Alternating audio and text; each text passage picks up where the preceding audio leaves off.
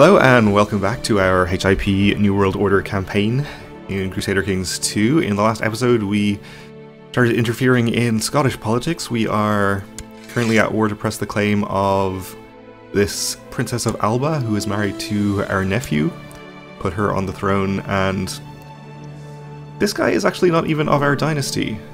It's not our dynasty, is it? I just realized. So why are we even doing this? We're not even going to get a dynastic member as King of Scotland.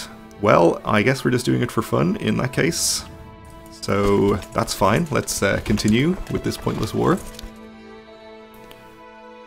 We can probably go up to speed 4. We aren't going to have to do any serious fighting, I think. And our vassal bishop here has created the archbishopric, which is okay, I guess. Guess we need to reappoint him as our court chaplain if we want to retain his services, which I guess we do. On the other hand, we could increase the opinion of this guy, and he's just as good. But let's do that and send him off to... Wait, did we need to proselytize for any reason? I don't think so. No heresies or anything. So we'll send him off to butter up the Pope. Pretty big revolt going on over here against the Waldensian High King. Looks like he might not be in power too much longer. He's infirm as well. What a good character though. Look at all these traits. His personal combat skill is still 2, despite his -5 from infirm, so that's pretty good. Anyway, back to our war. I'm starting to think Amelie might fancy me. Lowborn courtier? Sure, why not? Gave her a good tumble. It's good to be the king. Okay, so we've engaged this Scottish army over a river and into the mountains. May not be the best idea, but we should be fine, I think. We captured this person. And we'll take their leader prisoner. I guess we could have gotten more prisoners out of that, now that I actually realize what the message said. So we have improved our relations with the Pope. Extremely happy with us. We could ask him for money. Sure, why not?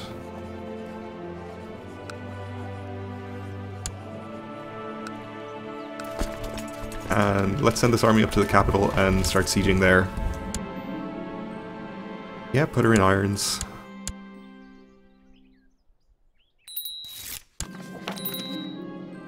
We fulfilled our ambition to amass fortune, thanks to the Pope. Oh yeah, we could take the ambition to gain 2,500, sure.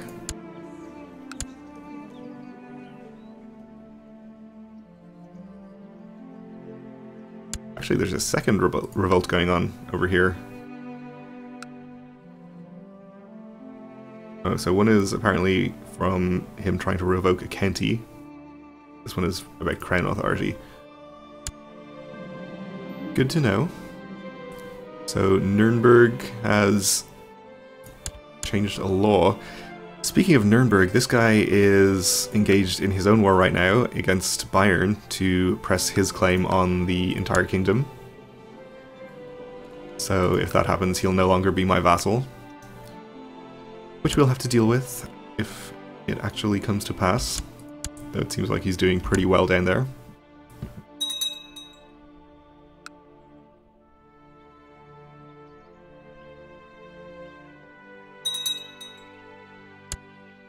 We have a new Archbishop of Mainz. I suppose his creating of the Archbishopric title helps him out in the becoming a cardinal race. It counts towards his secular power, the rank of his title. But as it is, he's not either first or second. You have improved the opinion of that guy, that's fine.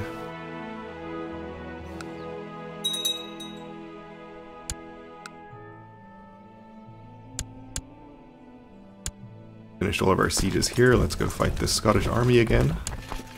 Apparently I'm leading this personally. I guess I won't do that. Probably should put somebody in charge here, though.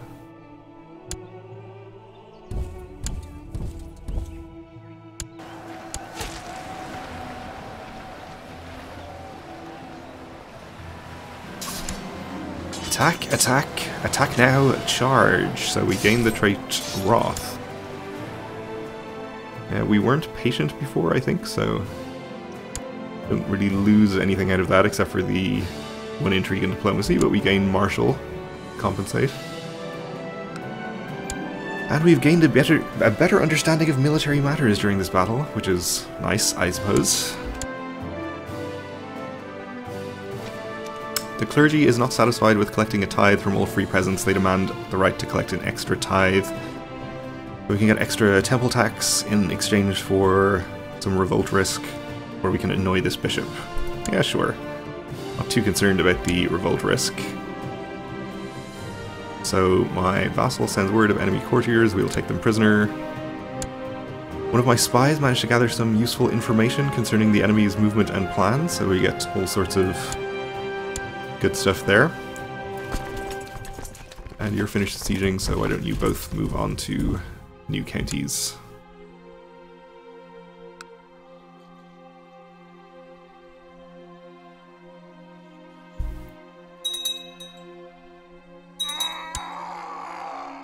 Oh, King Keko of Suomi was slain in personal combat. How sad. So, who is now the king over there? King Kostia. Alright.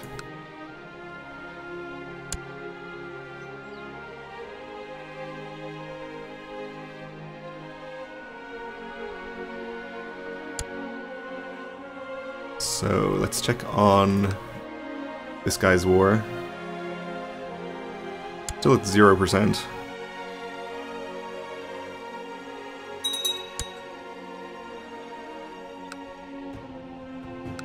Meanwhile, the war that we are in against Serbia as Bayern's ally is not really going anywhere either.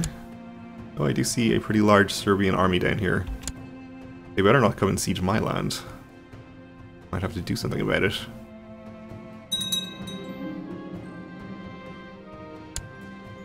Okay, the new king won a war up there. Well done to him.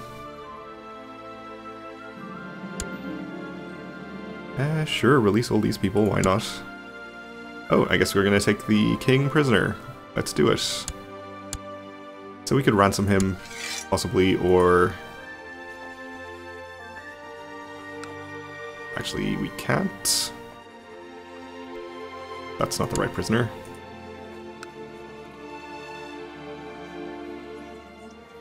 Do it this way. We could ransom him. I don't think we really need the money, though. I think I'd rather just get the war done with and put our princess on the throne. So there she is, though we don't actually gain anything out of it because my nephew is not of my dynasty. And we need to get our vassals' boats raised up again and transport our troops back.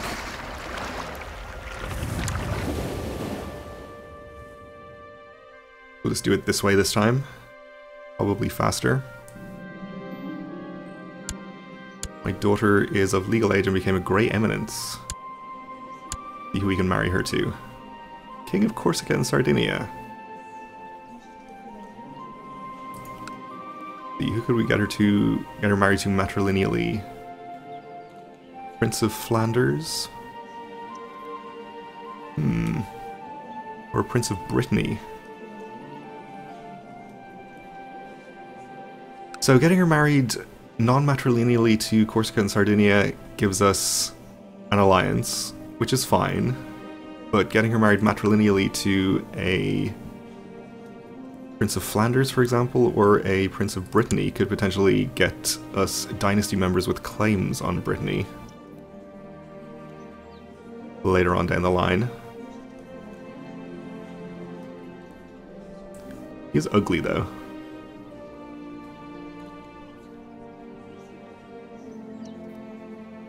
However, the Prince of Flanders is strong. Let's betroth her to him. Matrilineally.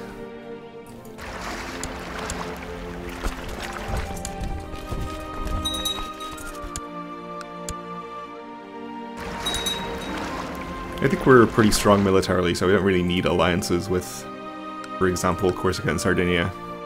We'll let him rot. We'll probably go and click the ransom all prisoners button though.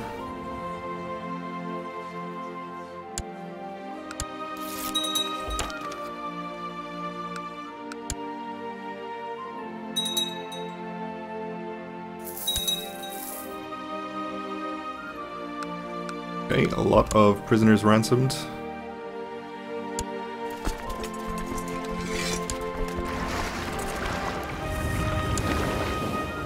Actually, I think we can fit both of these stacks on here at the same time.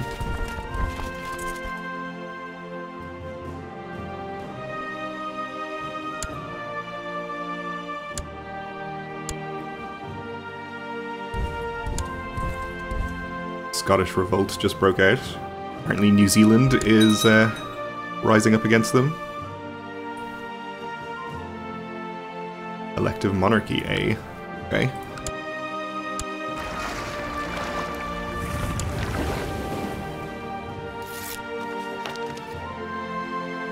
And you improve this guy's opinion. Well, he needs it.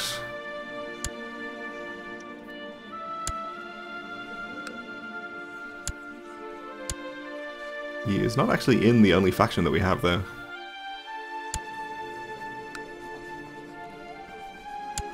Let's bribe you.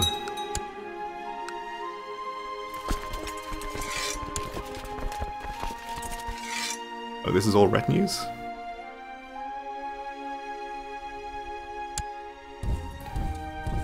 Let's not disband them then.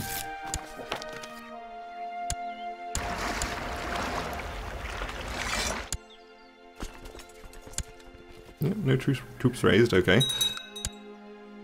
That's fine. We have a granddaughter who needs educating. She is not in line for any thrones or anything, so we can just get her educated for opinion with somebody.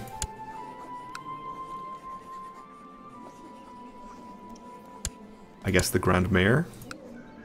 How is the Grand Mayor doing? Okay, we're no longer showing up as the heir here, so I guess nothing bad is going to happen with that.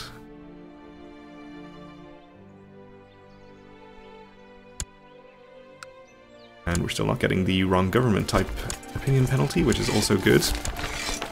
Ooh, a crusade for Thessalonica again. Alright. I guess it has been lost in the meantime. Deus Vult, let's definitely go and participate in this, though Serbia is also sieging me right now, which I don't like. Oh, this isn't me, this is Bayern. But they'll probably come and siege us next.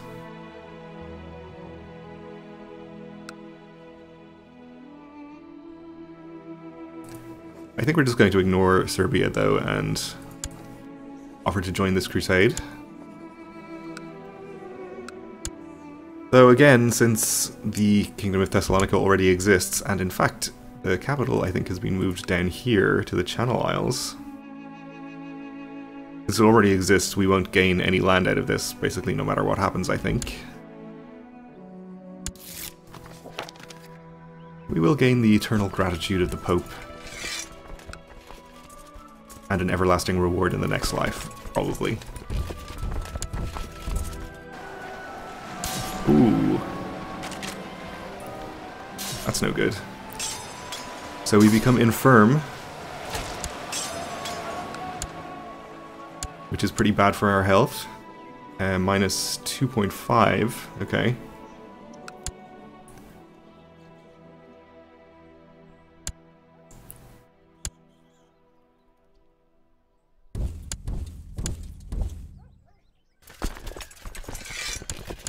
Let's not forget that this character's lifespan is going to determine whether we try to form the HRE or a different custom empire. If we get to 8,000 on this character, it'll be the custom empire. And being infirm might reduce our chances of that happening. Well, it does reduce our chances of that happening. Hey, Serbia's army just got wiped out by a neutral party there. It was Nuremberg's army, actually.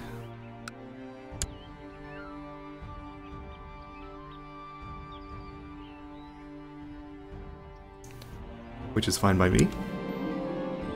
And that war has ended in white peace.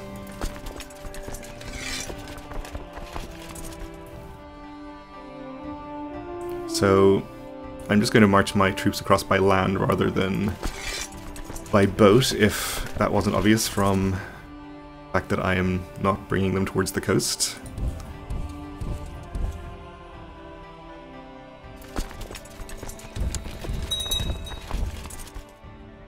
We'll split them up a little bit though, so they don't take as much attrition.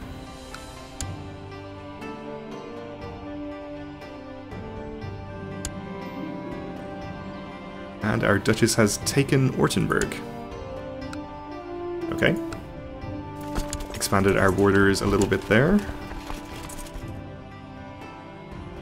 Though our vassal became more powerful in the process, so don't really like that necessarily.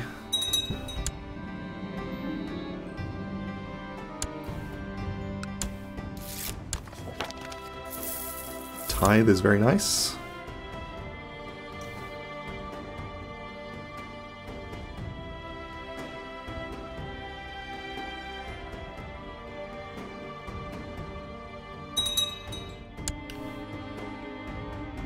Upper Bavarian revolt, okay. So she has a revolt going on against her. And we have an independence faction. Just the Count of Wittenberg. This one's up to 34%, which is not really in the worrying range yet. Okay, Suomi and Vladimir at it again.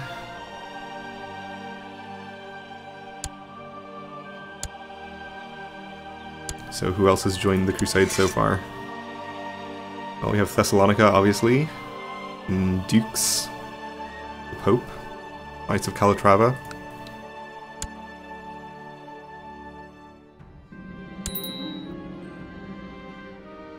We have a new Duchess of Bowman. Clara died. Oh.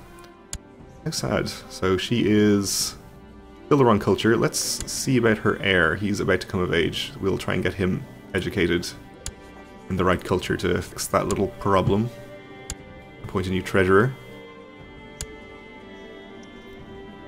You can replace Clara in the treasury, but you'll never replace her in my heart.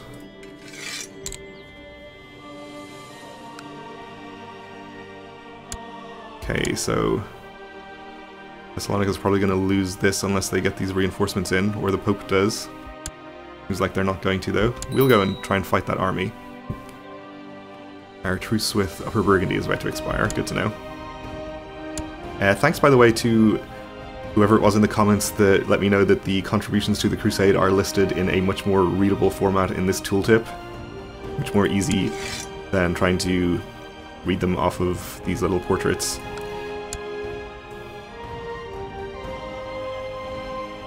Which is how I was previously doing it. Ooh, 20,000 room. Well, we'll try and get there in time to help that.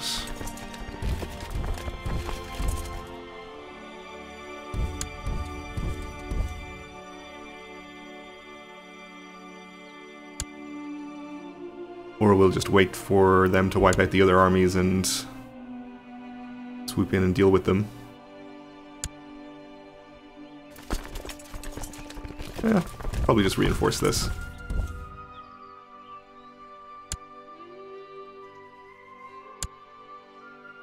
This is a huge battle. Okay. Are we even going to get there in time? We did. Alright. It's mostly over, though.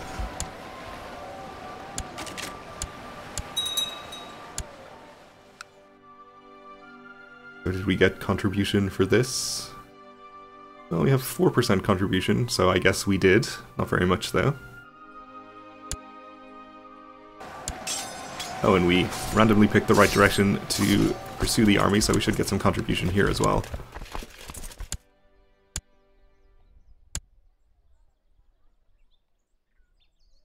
Up to 7%. Thessalonica is at 58% though. Not that it matters.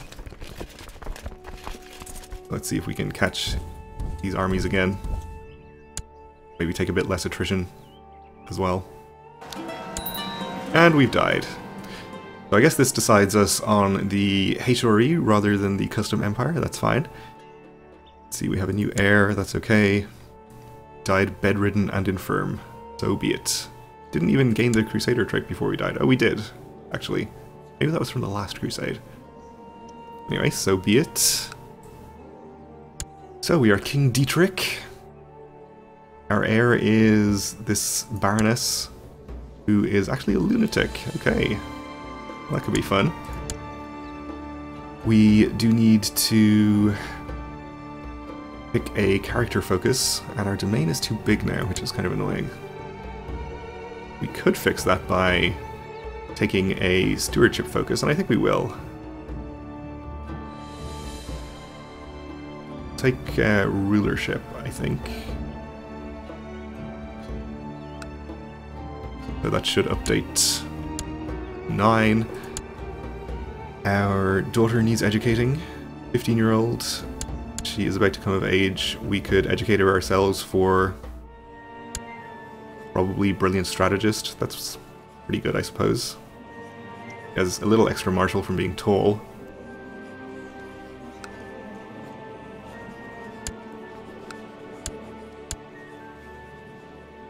And our ruler is unmarried. So we could marry the Queen of Thessalonica. Or betroth ourselves, at least.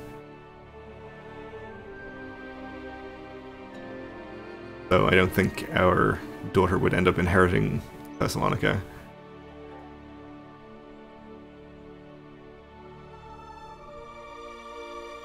Or the titles of anybody that we married, for that matter. So I guess we'll go for a strong character if we can find one. A genius, even? Yeah, let's go for that. Alright. So we have to rejoin the Crusade if we want to continue helping out in that, and we do. We also need to take care of any vassal problems we might have.